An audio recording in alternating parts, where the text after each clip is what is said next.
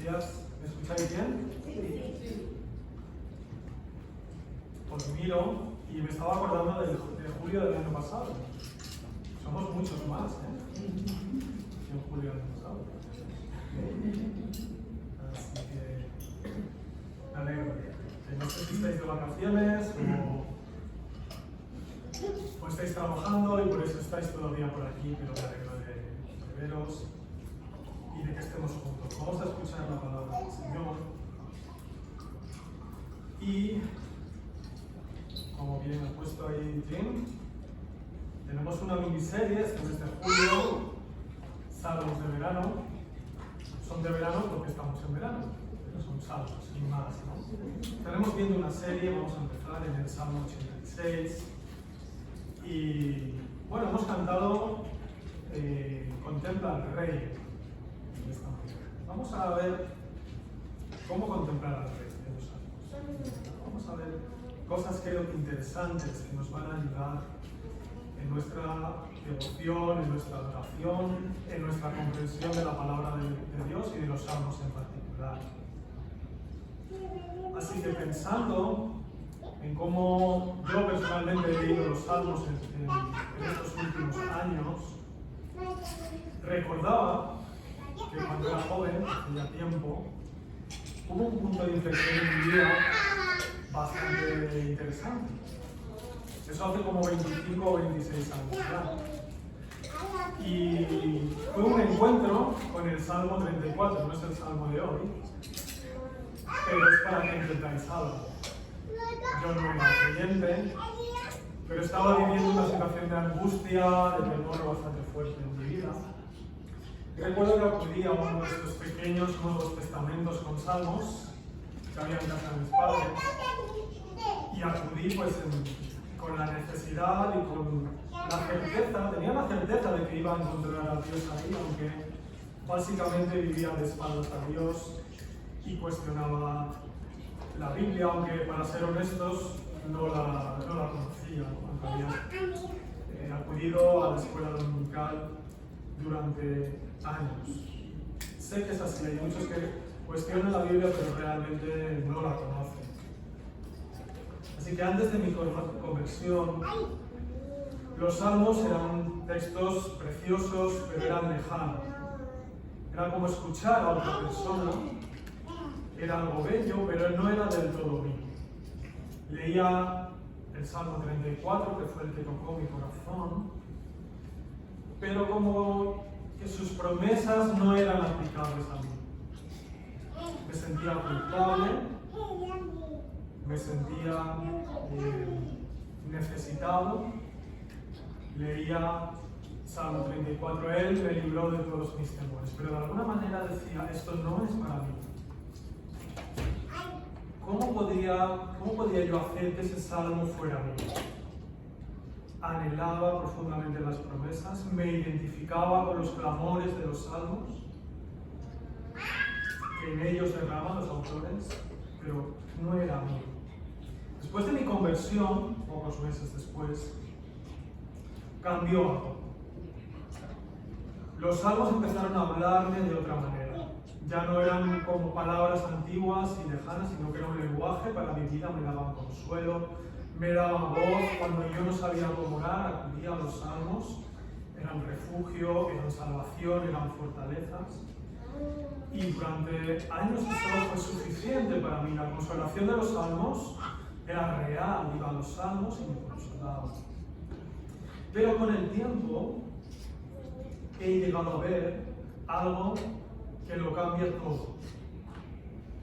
Los salmos son algunos de los textos más citados por los cristianos. Los cristianos los aman, los cristianos acuden a los salmos, buscando al Señor. Pero, si hemos de ser honestos, para no mentir, los salmos no son fáciles. Es el libro más largo de la Biblia. Tiene varios autores, casi la mitad son de David. Hay algunos anónimos y hay otros autores, lo iremos viendo en estos domingos. En los salmos se encuentran todos los sentimientos, se encuentran todos los anhelos profundos del ser humano, todos los grandes temas teológicos están en los Salmos. Está el reino de Dios, está el pacto, está el pueblo de Dios, está el fracaso del pueblo de Dios, está el Mesías prometido. El Nuevo Testamento cita más de 70 veces directamente los Salmos, pero hay más de 300 alusiones, más o menos directas, indirectas, de los Salmos, es decir, junto con el libro del profeta Isaías, es el libro más citado del Nuevo Testamento. Y en ese sentido podría parecernos como un gran puzzle, pero lo cierto es que también en los Salmos hay una unidad. Hay una historia y hay un protagonista. Lo que ocurre es que durante años, aunque los Salmos fueron de gran beneficio para mí, estuve orando, estuve cantando los Salmos sin el protagonista de los Salmos. Y eso puede sucedernos a todos, pienso. Es decir, orar los Salmos sin el protagonista de los Salmos. Surge entonces un problema. Cuando leo un salmo, ¿quién soy ahí? ¿Soy David? ¿Soy el justo que sufre? ¿Soy el pecador arrepentido? ¿O es que estoy simplemente metiendo mi vida dentro del texto y nada más? ¿Esto es lo que estoy haciendo cuando leo los salmos? Hay momentos en los que esto se vuelve difícil. Creo que cada uno de nosotros podemos orar el Salmo 51, es muy conocido, el Salmo de David, Salmo de arrepentimiento. Todos podemos decir, lávame más y más de mi pecado. Pero continuamos y el salmista, David, de repente dice, edifica los muros de Jerusalén, por poner una expresión. Entonces, ¿qué oramos ahí? ¿No? Hay muchas expresiones así, y si continuamos con el siguiente salmo, el Salmo 52, habla de los enemigos de Dios, habla de los injustos. Es decir, ¿cómo entonces seguimos orando los salmos y seguimos cantando los salmos? Parece que hacemos un mix, ¿no? Mezclamos lo que viene bien para nosotros en nuestras vidas y de repente con otros versículos nos quedamos confundidos. No he citado alguno de los versículos más difíciles. Hay textos duros, hay textos concretos, a veces incluso incómodos. Y uno se queda pensando, ¿cómo encaja esto en mi vida espiritual? ¿Es esto para mí? ¿O estoy leyendo algo que no entiendo del todo? Y es aquí donde encontramos un giro decisivo. Y en la siguiente diapositiva, no sé si podemos, no tengo el Lucas, este es un texto clave de las Escrituras. Lucas 24, 44, 45, lo tenéis en la pantalla, pero no voy a leerlo. Cuando el Señor resucitó y se encuentra con sus discípulos, les dice: cuando todavía estaba yo con vosotros, os decía que tenía que cumplirse todo lo que está escrito acerca de mí en la ley de Moisés, en los profetas y en los salmos. Entonces les abrió el entendimiento para que comprendieran las Escrituras. Ahí tenemos que el Señor Jesús está diciendo que toda la Escritura da testimonio de él. Habla de los profetas, Moisés, los profetas y los salmos como la totalidad de la Biblia, pero hace referencia concreta a los salmos. Jesús resucitado les abre las Escrituras a los discípulos. Y no para hacer una lectura moralista ni psicológica, sino que hace algo más profundo. Decir que todas las Escrituras y todos los salmos apuntan a Él. Ya no se trata solamente, como hemos escuchado, hemos leído y hemos escuchado predicar muchas veces, tomar los salmos mesiánicos, tomar los salmos que hablan del Mesías y encontrar su cumplimiento en el Nuevo Testamento, sino ver como toda la escritura, y aquí en concreto en esta ocasión, como todos los salmos y toda la historia de los salmos, apuntan hacia Cristo. Jesús nunca dijo que los salmos fueran principalmente un libro acerca de nosotros. Dijo que hablaban de Él. Y esto es lo que lo cambia todo. Porque entonces, la pregunta ya no es solo ¿qué me dice este salmo a mí?, sino ¿qué dice este salmo acerca de Cristo? Y eso me lleva a resetearlo, me lleva al comienzo. ¿Cómo debemos leer los salmos? Esto es un poco una introducción a lo que vamos a ver en los siguientes domingos. No vamos a hacer todavía la teología completa de los salmos, pero quiero dejar ahí 3 ideas muy concretas. Los salmos son, en primer lugar, oraciones del pueblo de Dios. Son la vida real de la fe. Lloran, claman, cantan, caen y vuelven a levantarse. Esas son las oraciones del pueblo de Dios. También son las oraciones del rey David.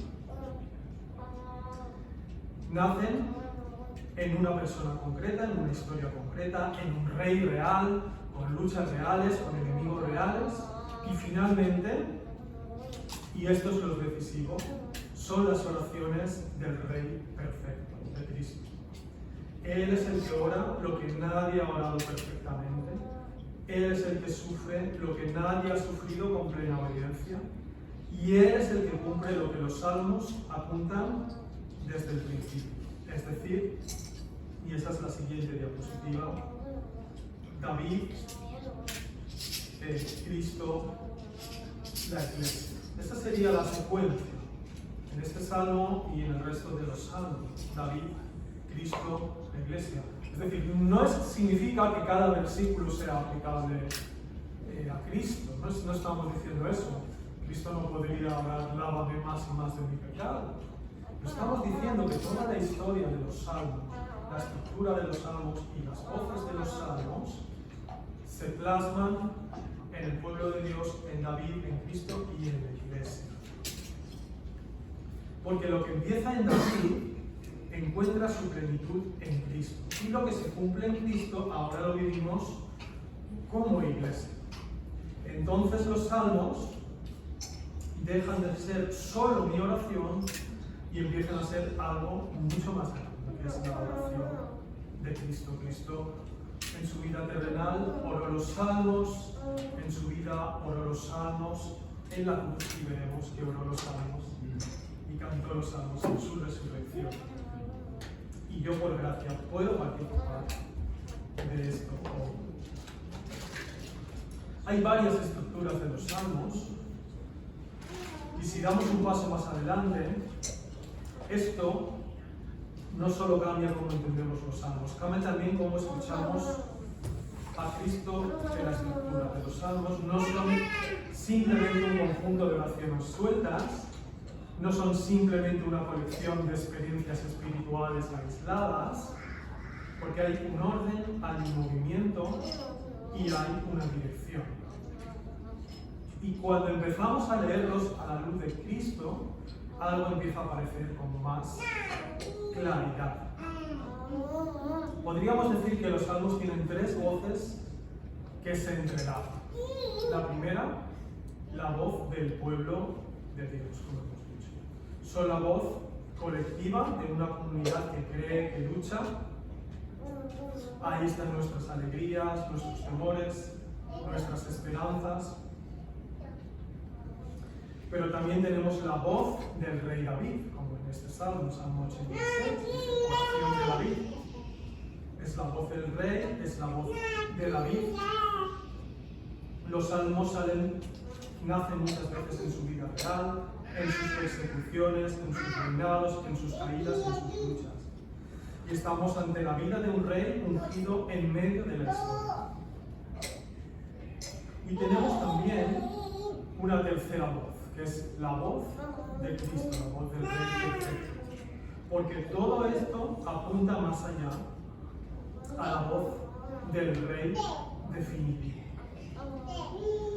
la voz de Cristo, y es aquí donde todo cambia, porque Cristo no solo lee los salmos, sino que va a vivir los salmos, va a encarnar los salmos y va a llevarlos a su cumplimiento pleno. Lo que anticipa David, Cristo es el cumplimiento. Entonces los salmos dejan de ser solo recuerdos espirituales del pasado y se convierten en la oración del propio Hijo de Dios hecho hombre. David, Cristo, la Iglesia. Y quizá esto es lo que cambia cuando nos levantamos por la mañana y abrimos la palabra de Dios, abrimos la Biblia y buscamos un salmo o leemos el salmo que toca ese día. Ahora ya no es esto lo dijo David, ni solamente es esto es lo que siento yo, sino es algo mucho más grande. Es esto lo oró Cristo y ahora en Él yo también puedo orar.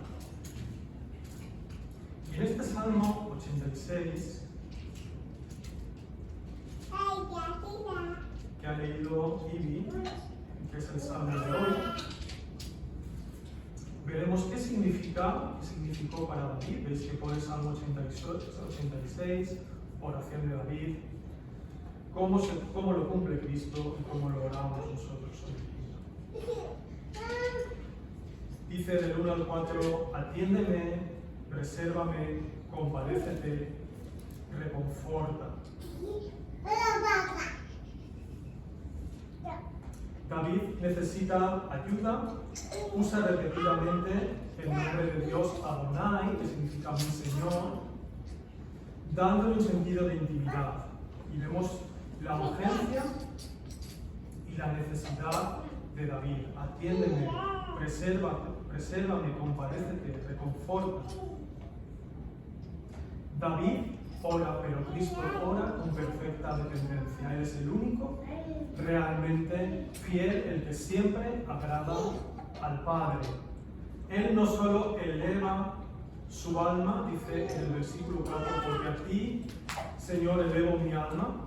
Ese es David elevando su alma, pero Cristo no solo eleva su alma metafóricamente en oración, sino que entrega su alma y su espíritu a Dios en la cruz como la mayor de las ofrendas.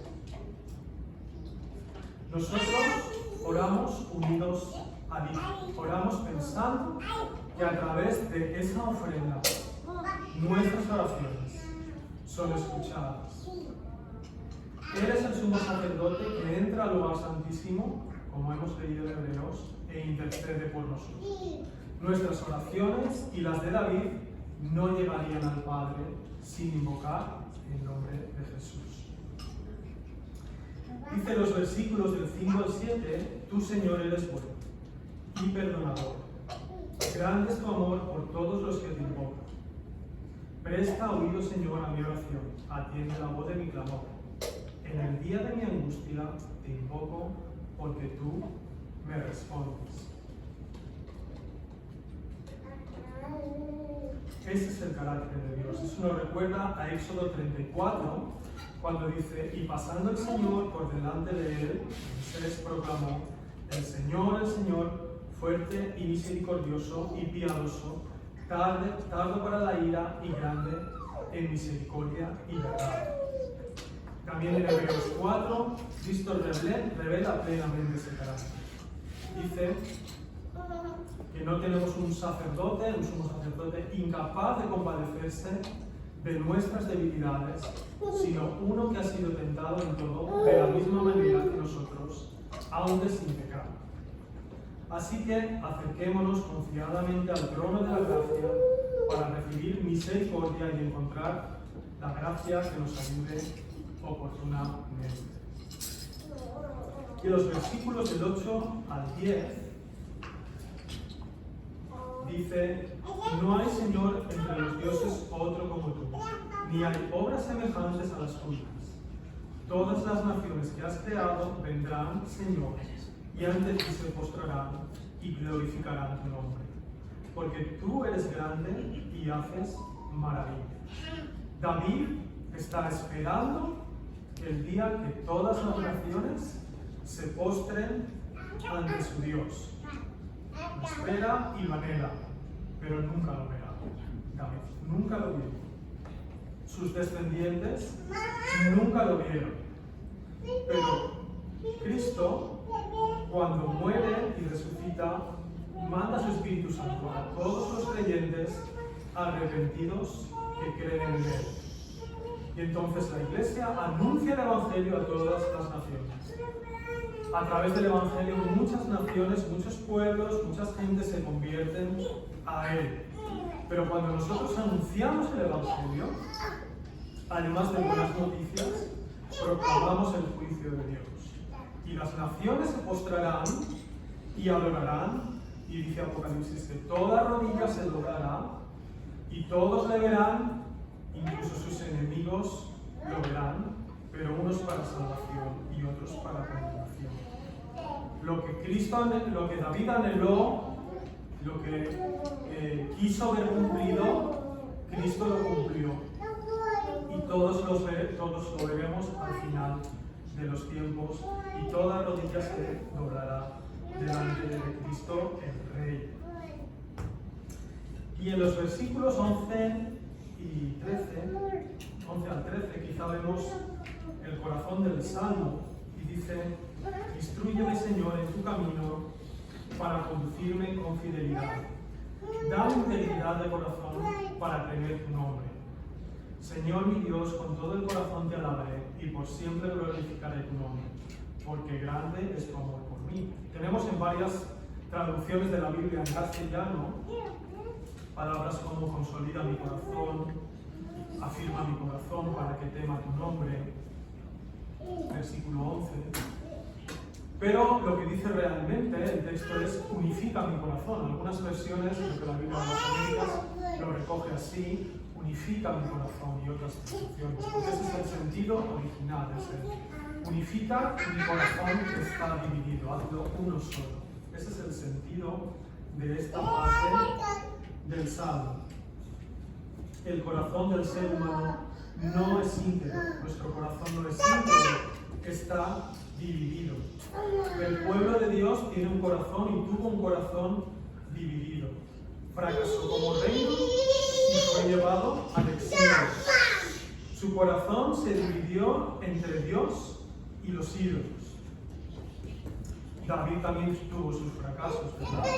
Su corazón no siempre estuvo unificado. En el exilio, sin embargo, Dios prometió que les daría un nuevo corazón, como vemos en Ezequiel 11:19. Y este corazón solo es posible a través del Espíritu que Jesús derrama del Padre sobre nosotros cuando nosotros vamos a Él en arrepentimiento y Él nos perdona. Unifica mi corazón dividido, unifica mi corazón para que tema tu nombre. Jesús es el hombre cuyo corazón estuvo y está completamente unificado. Nunca hubo doblez en su corazón. Nunca hubo una obediencia dividida. Él recorrió perfectamente el camino del Padre. Y porque Él obedeció perfectamente, ahora puede transformar nuestro corazón dividido. Y este tema del corazón dividido de David, que quiere ser unificado, es un ejemplo del principio que estamos viendo cuando leemos un salmo. Primero Cristo y después nosotros, cuando leemos su palabra. Y en los versículos 14 al 17 dice: gente altanera me atraca, oh Dios, una banda de asesinos procura matarme. Son gente que no te tiene en cuenta, pero tú, Señor, eres Dios, clemente y compasivo, lento para la ira y grande en amor y verdad. Vuélvete hacia mí y ten compasión. Concédeme tu fuerza a este siervo tuyo. Salva a tu Hijo fiel. Dame una muestra de tu amor para que mis enemigos la vean y se avergüencen, porque tú, Señor, me has brindado ayuda y consuelo. la liberación. También David esperó la liberación. Su liberación y la liberación de su pueblo. Pero si algo es cierto, es que David tuvo enemigos durante toda su vida. Desde que era un jovencito hasta que murió. Él también tuvo enemigos durante toda su vida y más allá.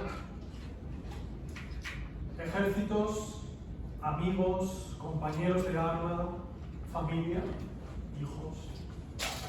Él es el prototipo en los salmos del justo que sufre. Ese es un tema que recorre todos los salmos. El justo que sufre. Y David es el prototipo del justo que sufre.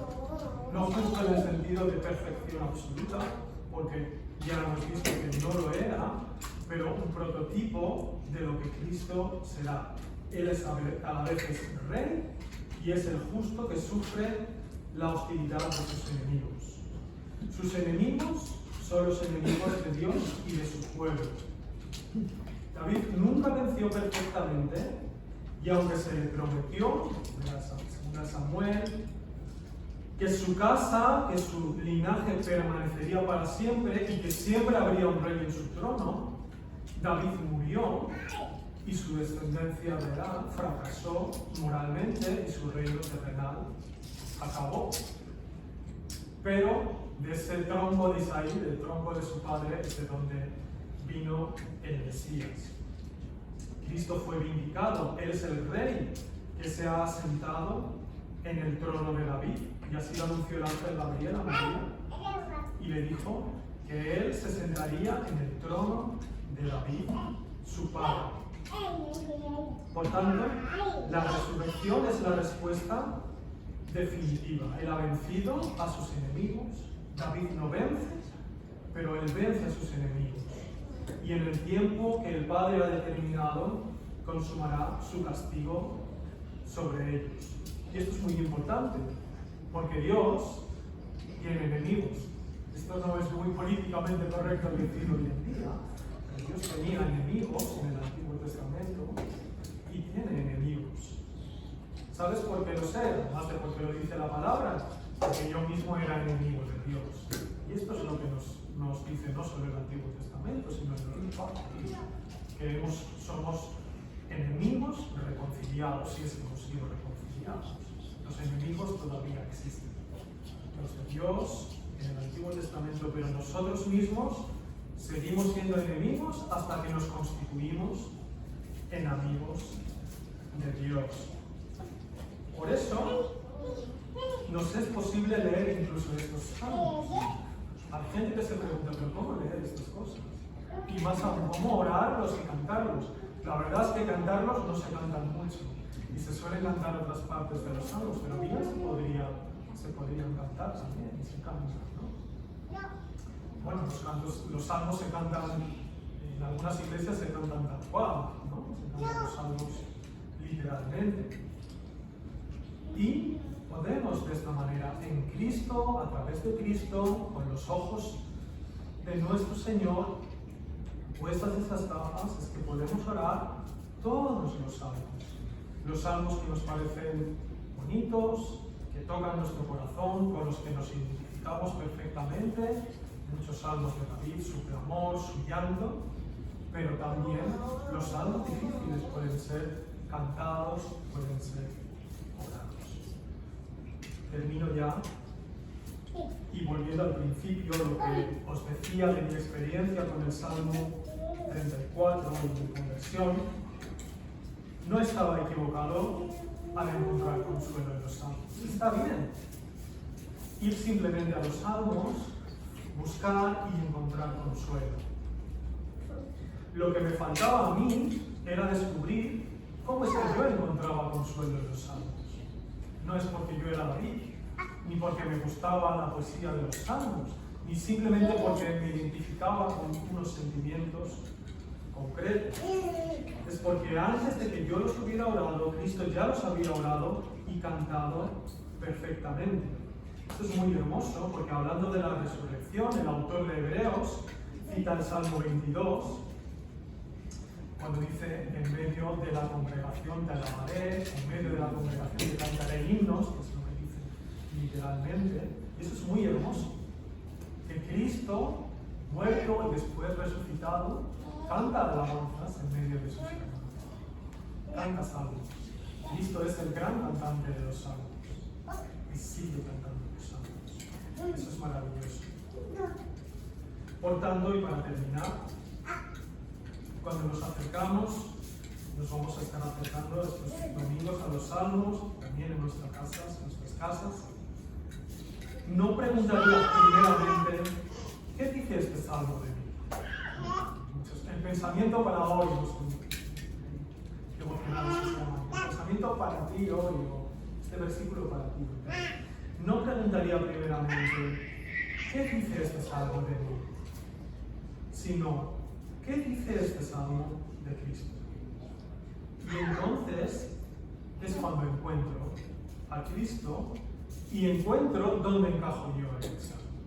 Es decir, cuando veo primero a Cristo, cuando soy capaz de ver primero a Cristo en el salmo, quizá a través de David o de otro salmista, por el canto del pueblo de Dios, pero cuando puedo ver a Cristo en los salmos, entonces veo dónde encajo. Y veo no solo una fortaleza sentimental, sino una fortaleza teológica en el mejor sentido de la palabra. Porque donde está Cristo en los salmos, estoy yo, porque yo estoy en Cristo.